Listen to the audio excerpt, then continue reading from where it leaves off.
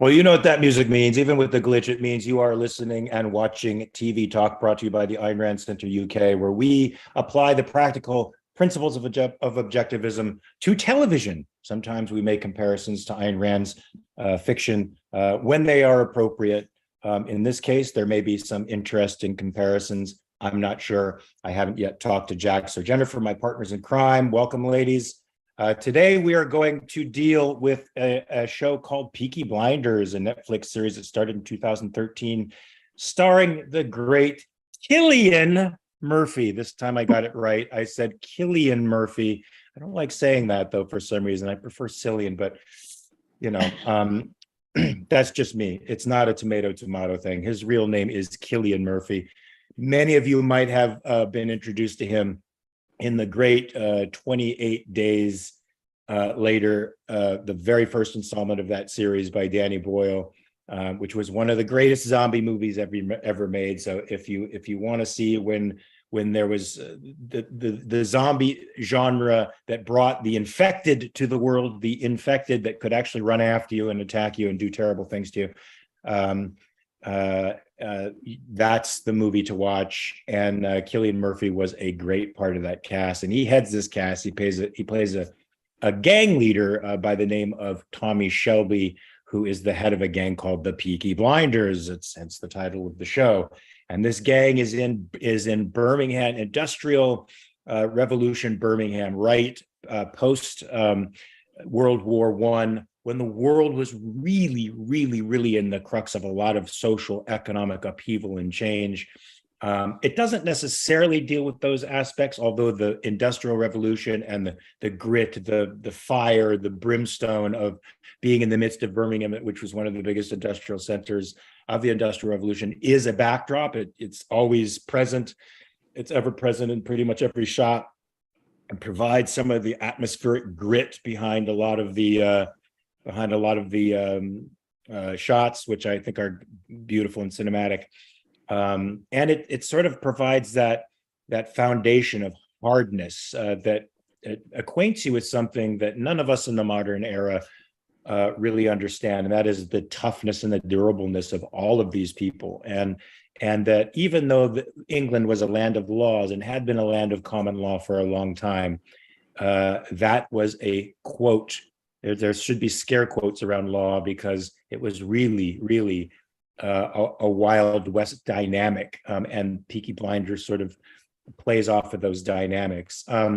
So guys, what did you think of this show? I mean, I didn't mention any of the other cast members on there. There's Paul Anderson, who plays Arthur Shelby. That's the older brother, but he's in second position because, well, Thomas Shelby is just so doggone smart and ambitious, an interesting character. He knows what he wants better than Arthur, so he's taken over the family business. And then there is, I think it's Sophie Randall, I can't quite read her name, who plays Ada Shelby, very interesting girl in love with a communist.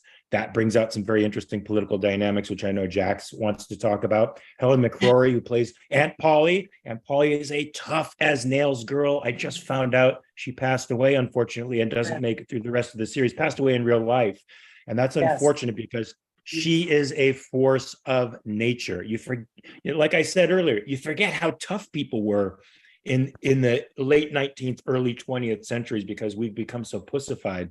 But they were tough. Women were tough. Men were tough, and went living in the ghettos, in the hood, in the industrial center of England was a tough business.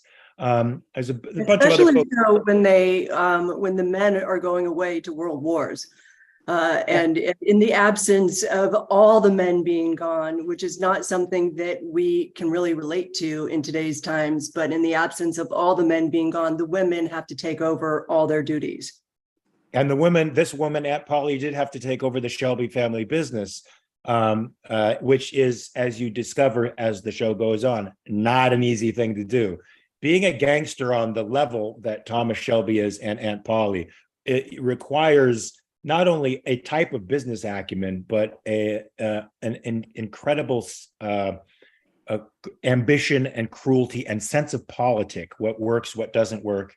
As you ally with people you need to ally with to work your way up the ladder and play games of four-level chess, which nobody in politics today is quite acquainted with. But so what do you think of this, guys? This to me is, it must be for a writer. There's lots of sticky relationships here. There's the sister who's in love with a communist, and the Belfast cop who's known for cracking down, for his brutality, comes into town to crack down on the communists at the behest of Winston Churchill.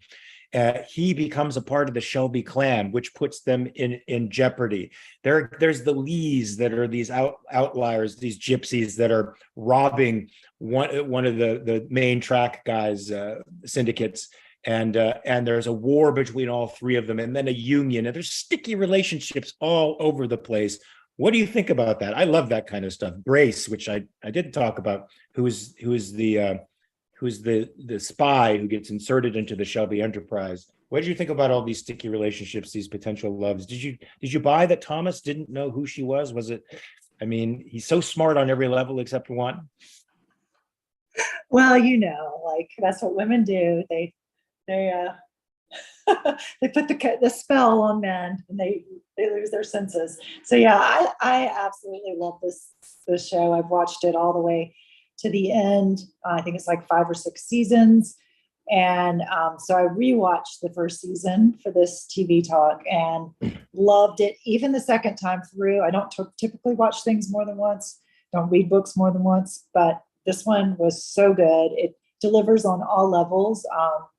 You've got loyalty and betrayal and family and sex and love and violence and grit. And I think what I really loved was it was so unique than anything I've seen before, that it took me to a place in time and history that I really haven't really spent a whole lot of time in watching in TVs and movies. And that's that, 1919 Birmingham, England. And you're rooting for the bad guys, but it's mobsters, but it's not what we're typically used to with Italian mobster movies. You get this unique spin, these Irish gypsy family. So I just loved every minute of it. I love Thomas Shelby. I love Arthur Shelby. I love Polly. I even love Grace. So some great characters. Arthur Shelby has a really, really sad storyline that resolves itself with his father, who is a complete and total psychopath. We'll talk about that. He's also brilliant in Sons of Anarchy. That was the first time that I saw him since watching Sons of Anarchy. But that actor had a great, I can't remember his name, but he had such a great guest role. The father or author? The father. Okay. The guy who played the father was a regular in Sons of Anarchy, and he was Irish. Because the Sons of Anarchy kind of had this also like Irish sort of background. Well, when you got 2 massive scars on your face for real, then you kind of are an easy bad guy to cast. Yeah, what do you think? I absolutely loved it. And like Jennifer, I've seen it all the way through, and I watched season 1 again. In fact, I ended up just finishing season 2 last night because I remembered how much I loved Tom Hardy as Alfie Solomons, but he doesn't come in until season 2, and I couldn't wait. So now I'm basically stuck watching the rest of Peaky Blinders now. But I loved it. I was incredibly impressed with Sam Neill's performance as Inspector Campbell. The relationship between Inspector Campbell and Tommy Shelby reminded me a lot of the Billions relationship between Axe, what's his name? Axe and Chuck, I can't remember, who Damian Lewis's wife is Helen McCrory. And that's why Damian Lewis left Billions, because his wife had died so suddenly. So, quickly, that just to remember that relationship now. But in this case, in the case of the DA who's going after our famous billionaire, tech billionaire, you see internal corruption, but there's other things there as well. Sam Neill is almost entirely a corrupt character. He feels he's working for the right side, which entitles him to do many things. And in the end, he's pushed over the edge by spurned love, which I think is a very powerful motivator. But you don't root for him at any point in the show. You're never on. I'm never, at least I was never on his side at any point in the show. Whereas Yeah, I don't know that I wasn't Billions either. If I could be on Giamatti's side, but there was an aspect of me that could see his perspective. There was a sort of righteousness about what Paul Giamatti's character was doing as the DA. Wow, somebody's like really revving up their motorcycle outside my house. But yeah, there was kind of a righteousness. There was one speech that Sam Neill's character gives at the very beginning when he brings in his own cops, and he's basically trying to, at least from how he wants other people to see him, he's trying to right the corruption in the police, because the Birmingham police are all paid off and they're all in on the illegal betting, and they're completely in the pocket of the Peaky Blinders, much like, the Italians would pay off, the mafia would pay off the Irish police in New York. And so there is kind of, he has sort of a sense of righteousness about him, but very quickly you see what a corrupt, ruthless, and just overall bad person he is, except for those moments, those kind of innocent, at the beginning, tender moments between himself and Grace, when they're meeting, when she's giving him updates in the museum, and he has empathy for her father who died at the hands of the IRA. And I think that so there was a very small part of him that remained sympathetic to me, and who, when she broke his heart and rejected his advances, I felt bad for him. Not completely bad. I feel bad he shot him. I couldn't get on that page at first when they try to make it. They're trying to make it. They do a great sort of feint where it could be paternal love, but you see that there's something more going on, and I think that's due to the great acting of Mr. Neil. But once it does turn that way in a rather abrupt fashion, and at the worst possible time, for the two of them, when he makes that awkward proposal to her, to me, that's, how can I say this? The reason I can't get on that page is because you have a certain relationship with somebody in that state, as a teacher does to a student. And when you cross that line into a romantic sphere, I really don't have sympathy for what happens next. I don't, because it's a very, very difficult territory to traverse, and you're really screwing with some deep psychological stuff, right? I mean, this is Oedipal, this is Electra stuff going on between the two of them. And when it's a teacher-student, there's the same kind of dynamic there, where you as a mentor have a responsibility to shape and mold somebody, not take it beyond that line, which I think is very harmful to both people. I think that that's not only true, but even in a more general sense, just because a man decides he wants a woman, it has to be a two-way choice, and he doesn't have the right to get mad and pissed at her if she doesn't love him back. Well, this is England in 1920, so they definitely had different expectations with respect to the way men and women were supposed to behave around each other. I think there's some men still today that think that way, personally, but that's a story for another day. I'm sure there are. That's unfortunate, but you do see that dynamic. What is it that makes Cillian Murphy's character so likable to us as writers? I mean, what's the save the cat moment, if there is such a thing in this show, that immediately puts us on his side? Is there one? Because look, I mean, as objectivists, we don't want to pull for the bad guys, but we're pulling for the bad guys. I don't remember a save the cat moment. I just remember he was a brilliant strategist. Like, I was blown away with his ability to see, like you said, four-dimensional chess, all the different players, how it would go plan. You got to hear into his plans. They often go awry, but he figures out how to get out of it. He's a thinker. He's a he's a planner. He goes after what he wants. And I think that's what I admired about him. He's got, go ahead.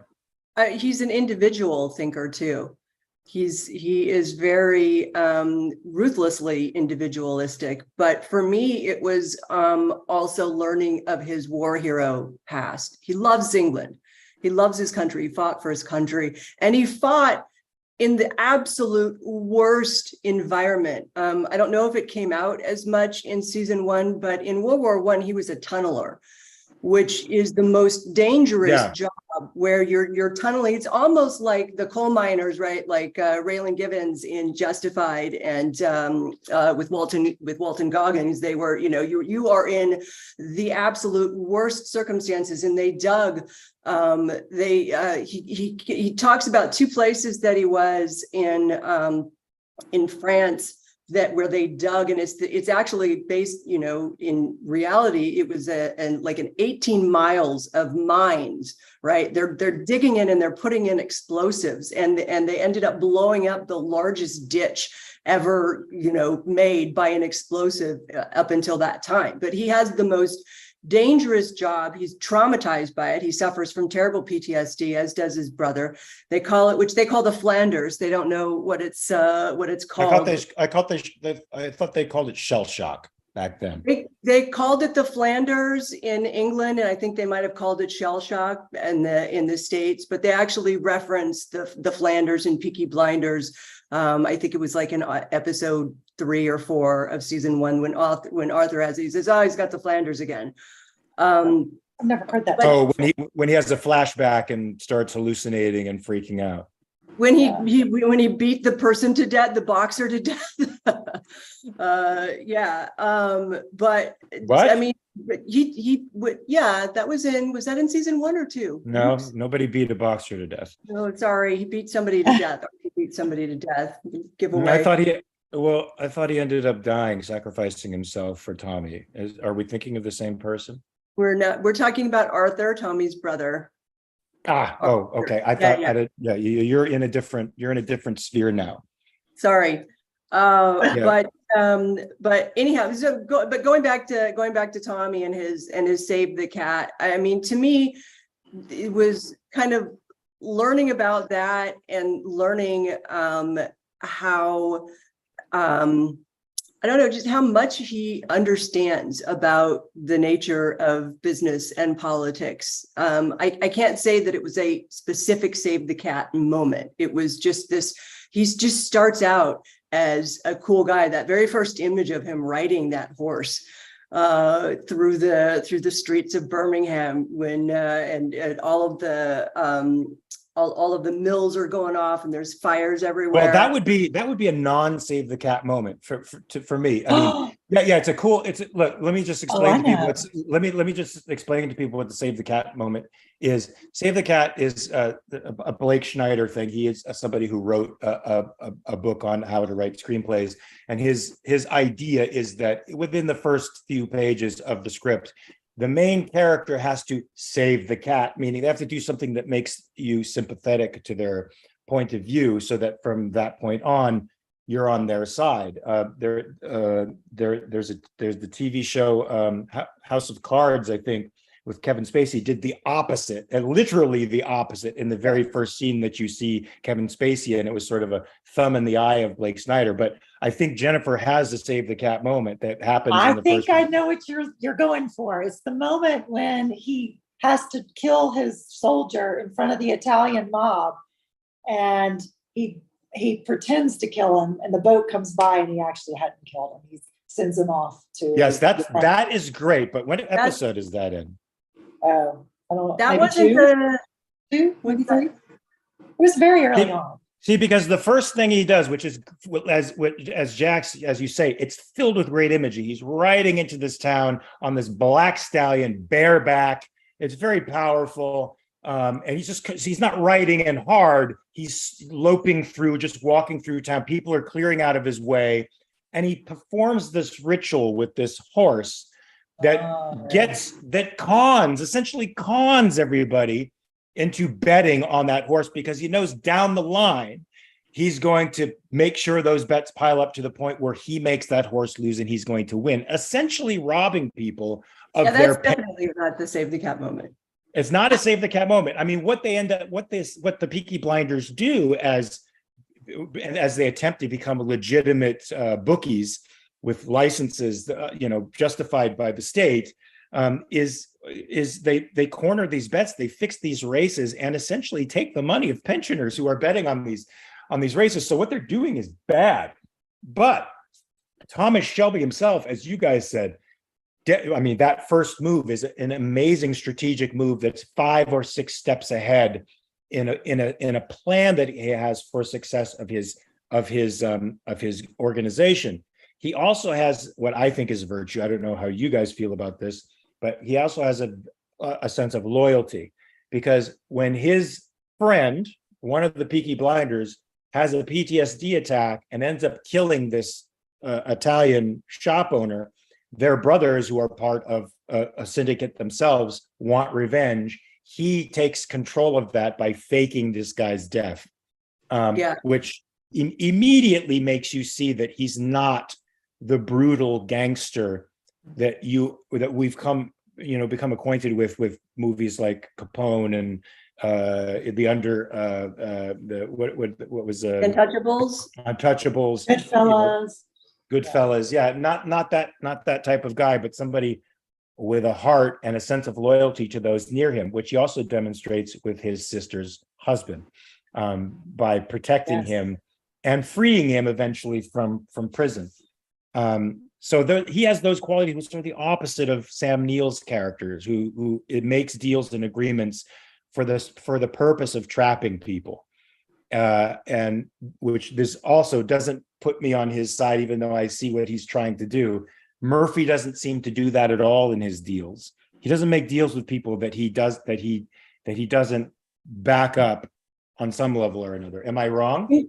You're right. In a strange way, Murphy is where Sam Neill's character is malevolent. Murphy's character is benevolent, because he does have those virtues of loyalty and mercy.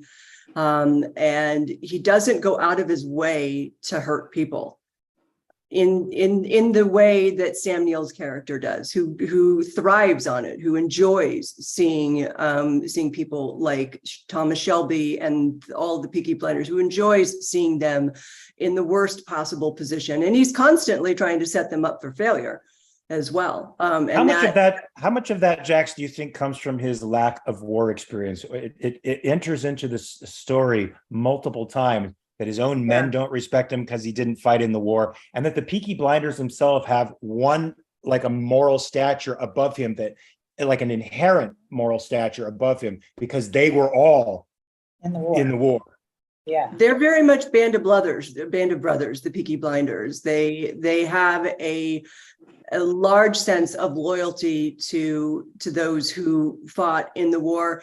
But I think it's not just loyalty to those who fought in the war, because they criticize Sam Neill's character, Inspector Campbell, for skirting the war, for like purposely not fighting in the war, getting out of fighting in the war. And that to them is, I think that is a sign of weakness, lack of courage and bravery.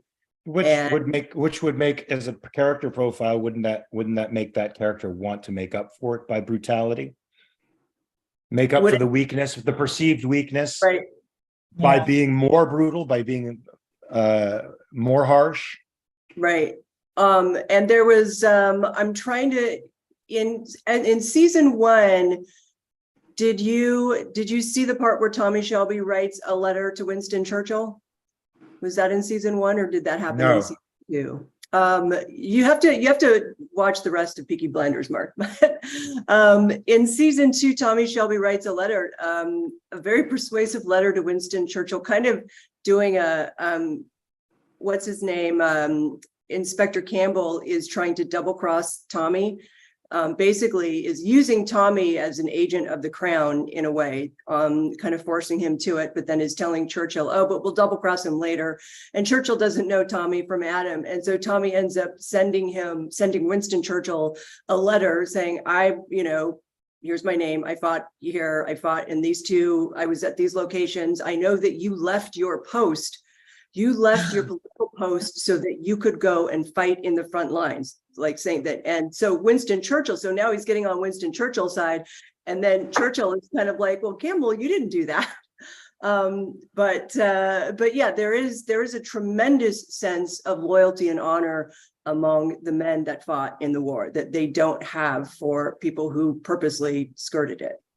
Yeah, well, not serving in the war is not the most shameful thing that Campbell does. As at the very end of the series, he does something terribly, like utterly terrible, that makes me wish him death as soon as possible. So I'm a little disappointed that he's still going on in season 2 for any length of time, because he has to die for taking out Grace. But let's talk about some of these crazy relationships. Now, Arthur Jr.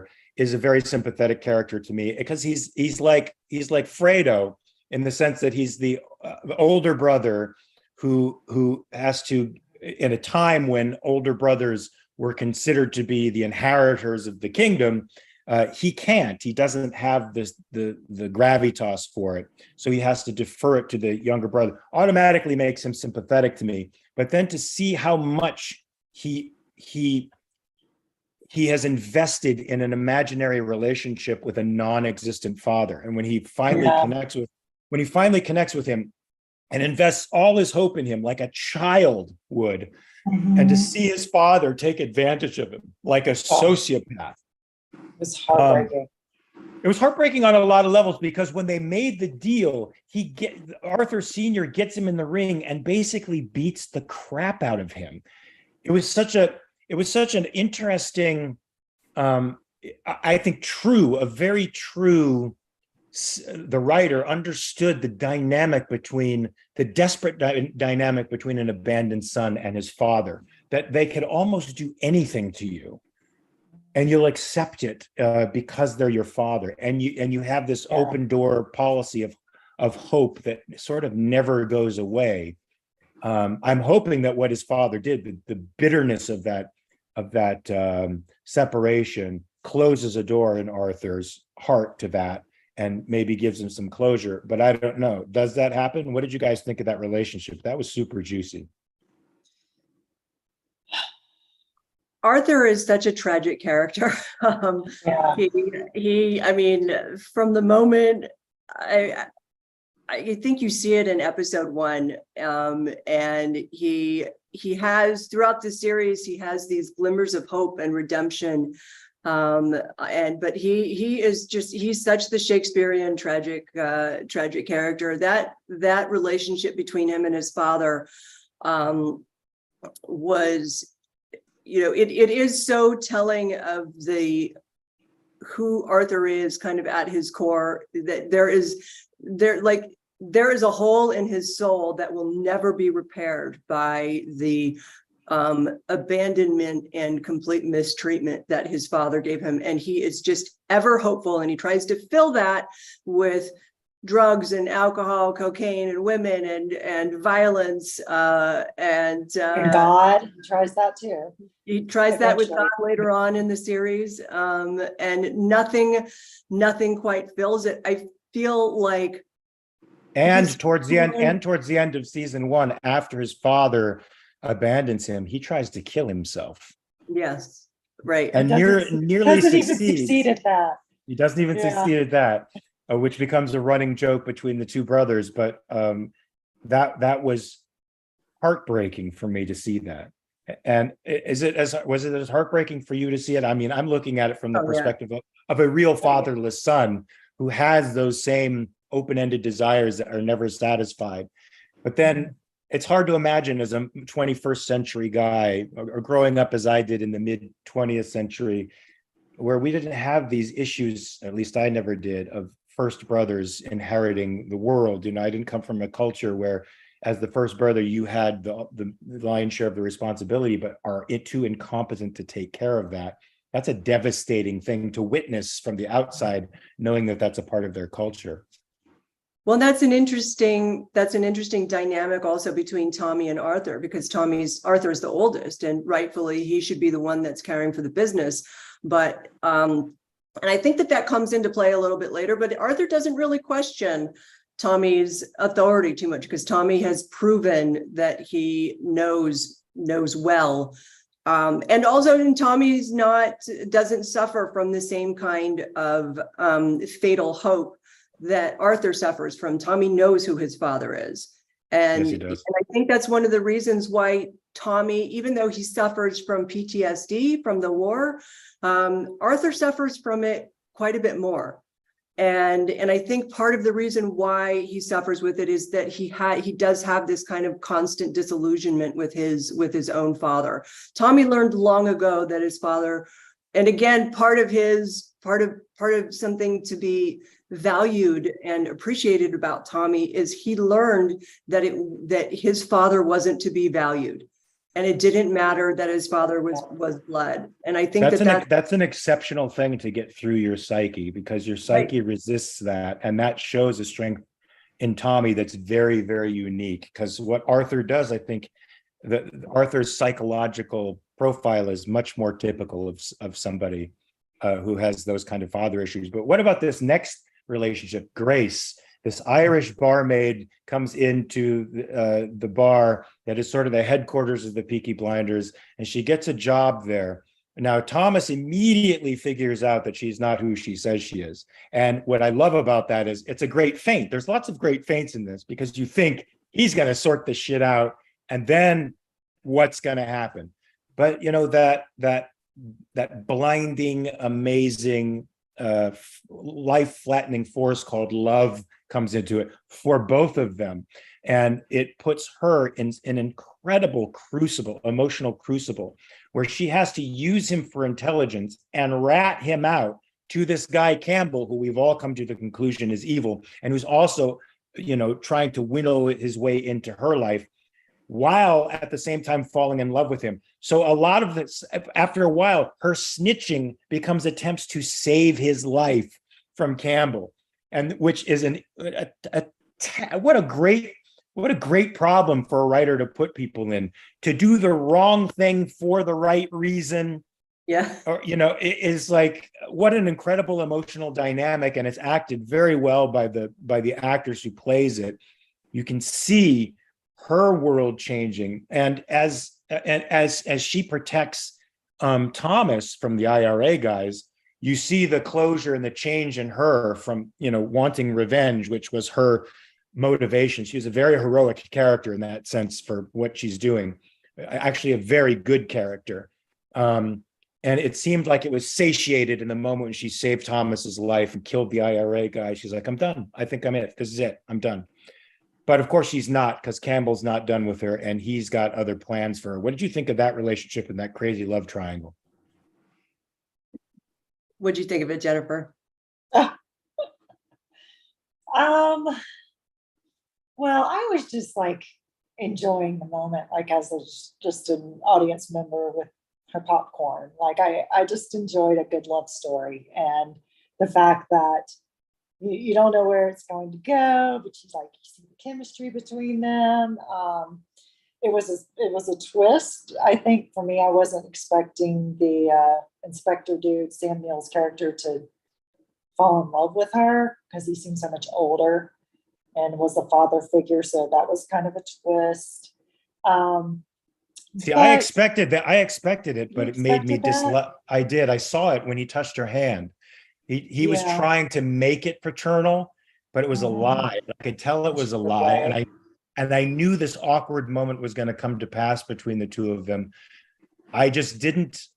And, you know, I should have suspected as a lover of story myself, that would lead him down a terrible path. And I knew it would put him in conflict with Thomas later on, but I wasn't exactly sure how they were going to pull off Campbell's descent, because Campbell's already morally pretty barren, but he goes to the very bottom of the barrel at the end of that It's first season. It's as old as time, right? This triangle, like you had it even in Billions with Axe and Chuck and Wendy in between. There's just something about that we love. We love that story.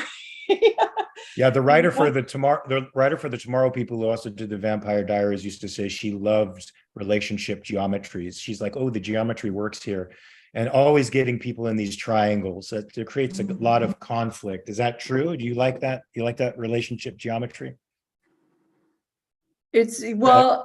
We don't, it's funny because I love to write about it. As a viewer, it's hard to watch because you feel when it's done really well, you feel for every person that's invested in that triangle, right? You feel for, I mean, the best, and it was actually like a quadrangle is Dagny and Hank and Francisco and John Galt, right? All people that love Dagny that are absolutely worthy of being loved themselves. And one of their, they're going to get their hearts broken. Two of them are getting their hearts broken. Is it me or is it me or do the heroines in Rand novels sleep around quite a bit? They're very slutty. Very slutty. Yes, very slutty. Are we allowed to say that in ARCUK? Are we allowed to imply that perhaps as Ozzy's not listening? No, I'm kidding. Is that slut shaming? That's what Ben Shapiro says about Dagny, is that she's that she was a whore or something. I don't know, but back to this relationship between Tommy and Grace. I think what's so interesting about it that you kind of touched on earlier, Mark, just in terms of how he was, I can't say that he was fooled by her, but he knows that she's lying about something, but he doesn't suspect that she's a spy. And I think that sort of blindness in a way makes it even more impactful when you know how shrewd Tommy is when it comes to reading other people. And that's shown very well when Lizzie the whore is supposed to marry her brother. But I saw that coming. I'm like, I saw that coming. Did you see that coming? With when Lizzie the whore, yeah, when he puts the money on the table or puts the money on the console. I'm and so this is a test. This is a test. This is a test. Well, so that the point though that I'm making is that he saw through it immediately. I mean, it was so easy for him to see through that, but he doesn't see through Grace. He guesses for her what he knows that she's lying about something, and then he makes up the story. Oh, you must have had a baby, and you've run away from Ireland because you could. And she's like, "Yep, that's it." I love that too. I love that too because every time. He's shrewd. That's a character trait. He figures people out. She's in extreme danger. And they always give you that sense of tension and buildup. And then the release of he doesn't quite exactly know it's there. So the relationship's going to go on. But when he does figure it out, when the whole thing is sprung, when she can't hide anymore, he forgives her. He forgives her. That's pretty awesome. Now he says, look, when I'm going to make this choice, it's going to be you or not. I used to flip a coin to do it. And it's filmed in a way that almost like the scene in The Godfather when Michael is there for the baptism of his sister's child. And they're juxtaposing these images of holiness with the assassinations of various mob bosses. Here you have the same kind of juxtaposition of a more or less forgiving love note, an offer of peace, an ultimatum of I'm going to make this choice and we're going to start a life together. I'll flip the coin, juxtaposed with Campbell's character stalking down Grace on the platform of a train and murdering her. Attempting to. Well, okay, so I heard a shot. So if that's okay, so that's what I love about this is like they leave you hanging so like all good stories or mysteries like that, all good stories leave you hanging like that. Of course, we're seeing the drama play out from the other side of the train as the windows are going by, so it's almost like in a staccato strobe effect. You see him holding the gun, she's facing him, it goes to black, there's a shot. Come on. Attempted. attempted, Mark. You're gonna have to watch. You have to watch the rest. You just do. The man I was has more to outraged die. by the ending of Severance than I was about the ending of this one. Outraged? Outraged? Yeah, the Why? Severance, how it just ended on a cliffhanger. You don't know how it ends. Yeah, well, we should, but for the strike, we'd probably know by now. Yeah, that's true. We'd have some answers. Yeah, that's This, true. however, does roll into season 2, and I was talking to somebody about this. One more What? thought about Thomas and Grace. I love this is one of his only real flaws. Like every character, you need to have some kind of flaw, and his flaw is that he was blind to her. I think it's because in this gritty world where women are hard, she was soft. She sang at the bar. She was classy. He described her as classy. She was ultimate feminine. She was like a steel magnolia. Okay. Steel Magnolia, I would say, is a great description of her, because when she has a confrontation with Aunt Polly, she puts the gun down and says, all right, you want to see how tough I am? You want to see how tough we are from Ireland? I'll fight you right now. I thought that was great. Where she was ready to go fisticuffs. And you see, whereas Campbell thinks they're of like mind and that they share values, really Tommy and she share values and are of like mind and have experienced similar things together. They've experienced the I don't want to say camaraderie, but of warfare and the connection that happens between two people trying to save each other from dire circumstances. They've experienced that connection in a way that Campbell couldn't even touch. And so that makes them much more actual soulmates than the force of Campbell's, pretense of. What is it about Tommy that what is it about Tommy that we admire that allowed him to forgive Grace? Why did love is too broad. I feel like what was it about Tommy's nature that allows him to forgive Grace? Like you said, he's very shrewd with respect to people and to reading people. And I think he understands that what she did, she was doing in pursuit of virtue. I mean, it was revenge. It was revenge against an organization, a terrorist organization that murdered her family, right? So, but that's the pursuit of virtue, as far as I'm concerned. In that she's doing it by law. She's an ordained, lawfully. She's an agent of the crown. She's an agent of the crown. So she's doing what she's doing within the law. She's pursuing justice within the law, and I think, to some degree, because it becomes so complicated with Tommy later on, he understands it. She also is loyal. I mean, what's motivating her for revenge but loyalty to her values and the family that was murdered by the IRA? What's making her work more for Thomas instead of Campbell? She sees he's a good man. He's actually attempting to legitimize his family for the first time. Let's not forget their patriarch is a psychopath. We see him. He's a lawless psychopath with zero loyalty to anybody. He is a total and absolute criminal. And Tommy rejects him, and his attempts are to make them legitimate. What do they celebrate? They got their license. They're the third largest legitimate bookies in England. And even though they're fixing all the races. They are fixing the races. They're doing bad things like that. That's true. But his desire is a good one. His desire is to be legitimate.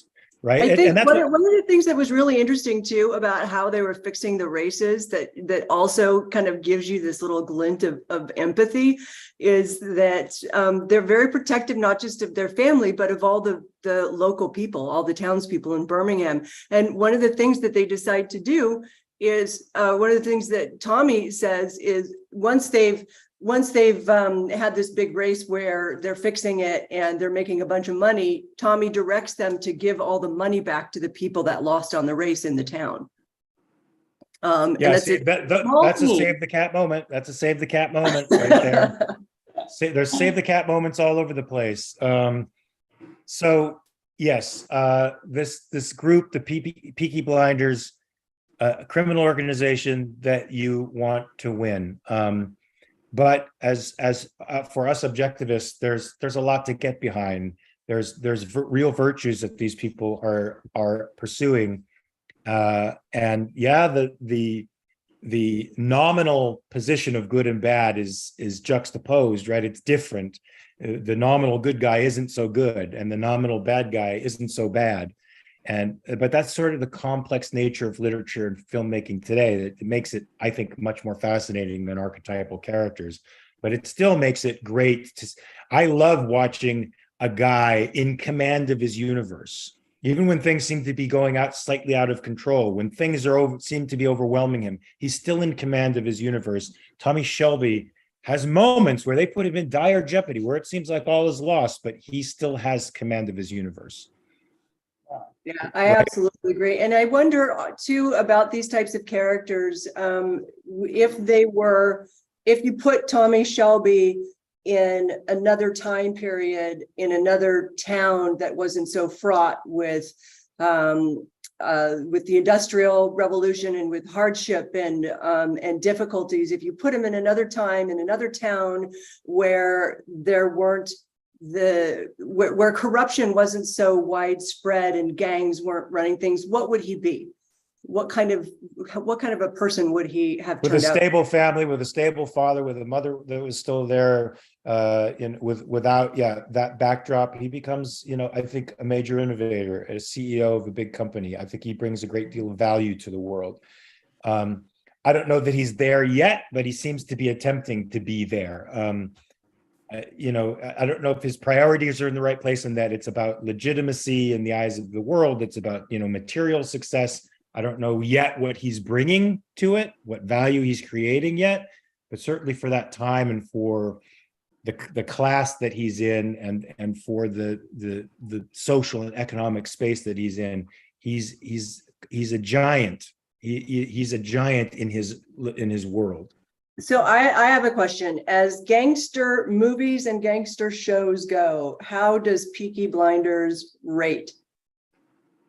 See, normally I take a filmmaker like Martin Scorsese, who's one of the greatest American filmmakers of all time, and I'm constantly wondering why he chooses to paint on his canvas with scummy people across the canvas, like The Departed. Maniacal, crazy people. And he seems to be fascinated with that. Travis Bickle, that type of character.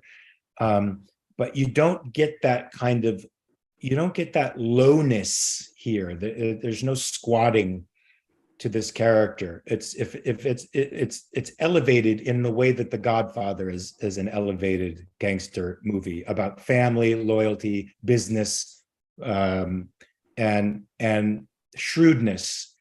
Right. I mean, the Godfather, Vito Corleone is not. Corleone is he's a businessman. He's a very shrewd character. He's a politician in the best sense of the word, a statesman. And Michael Corleone ends up taking over that mantle in the same way. And there's a nostalgia, there's a class to that genre that I think Peaky Blinders taps into, that you don't necessarily get in Goodfellas, which is a great movie, that you don't get into The Departed, which is a great movie with all kinds of triangles too, all those sketchy relationships with people, all that danger, fraught with danger. But you're not dealing with maniacs. You're dealing with people who have been through trauma, who live in a certain social class, who are trying to break out of it in the only way that they know how, and somebody else trying to keep them from doing that. And so I think it rises up there. I'd say it's up there in that genre. Up there with for me. Godfather and Sopranos, I think. Yeah. Yeah, Sopranos I never really watched, but yes, I mean, that has a lot of the same dynamics, right? It's about family loyalty and stuff. So to the degree what do you guys think of the music? Because I loved the music in this. They could have gone with 1919, jazzy but they didn't. Oh no, I love the music too. They did. They hit it spot on with Nick Cave, and Nick Cave and the Bad Seeds, and they had a lot of Nick Cave, a lot of kind of grungy. PJ Harvey plays a lot. Had a lot. Johnny Cash was even in there. I thought that the music was tremendous. I love.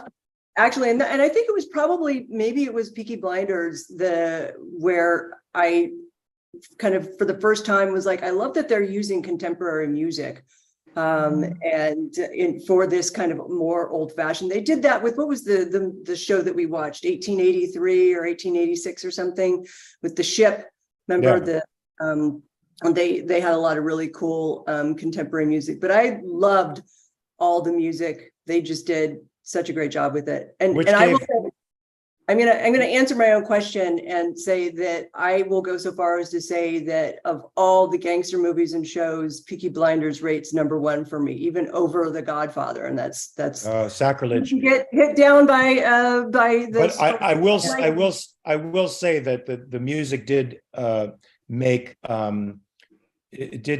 it sort of music video quality-esque. Like the hero walks were just more tremendous because of the music, the grit music. And had they done it in that era jazz, it would have robbed it of its power, right? Like there's a power to that gritty music. It's so in your face. There's the Western instruments, the bells, the dongs, and the horse galloping kind of sound. That go perfectly well with them walking down the alley ready to confront their nemesis. It's pretty badass. So this gets a thumbs up for me, and I'm going to try to see the other seasons if I can. That's for sure. I see it gets a thumbs up from you guys. What are we going to do next? What's our next venture? We have one super chat. Yay. We it's do. not a question, but it's support from Catherine Cassio. I don't want to forget about it for $199. Thanks for discussing the show. Peace. So thank you, Catherine. And I don't think we have any other. We have another one from Apollo Zeus for £2. I love these shows because they are so laid back. That's what we mean for TV Talk to be, man. Cool. Thank you, Apollo. Next time we'll be all sitting on our couches. So what show do we do next? I wonder. Do you have a recommendation? Well, we had a few, but I don't remember the ones that you guys sent. We could talk about it later. We could talk about it off air. We don't have to. I've been watching The Watcher. I just started that. I don't know. Is that with Naomi Watts? Yeah. Not a fan. Not a fan. I love the actress in that, but not so much a fan of it. But we can discuss. We'll discuss after the show and figure out what we're going to do next. I think we should go a little later if it's possible, because I have to cut my jiu-jitsu training in half when we do it on Friday at this time. So I'm wondering if. No. Okay. Yeah, we might need to go a little later. Yeah, maybe just a little later. Wait, what's this say? One Piece 2000 episode airtime. What, I don't even know what that is. Anyway, Daniel sent me a note, but I can't understand it. Daniel's recommending a show for us. I think it's called One Piece. Oh, maybe. We'll talk about. We'll have a few minutes. Anime. We'll have a few minutes after we close off. One more final super chat from Katrine Kohler for €2. I think it was a great TV talk again. Yay, with hand claps. Thank you.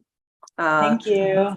So guys, one announcement: tomorrow, Saturday, 4 p.m. UK time, Jim Brown is launching a new course on money creation and its consequences for ARC UK premium members and above. Folks, money is a complicated thing. You want to know what it is, how it's made, what we should do about the present times.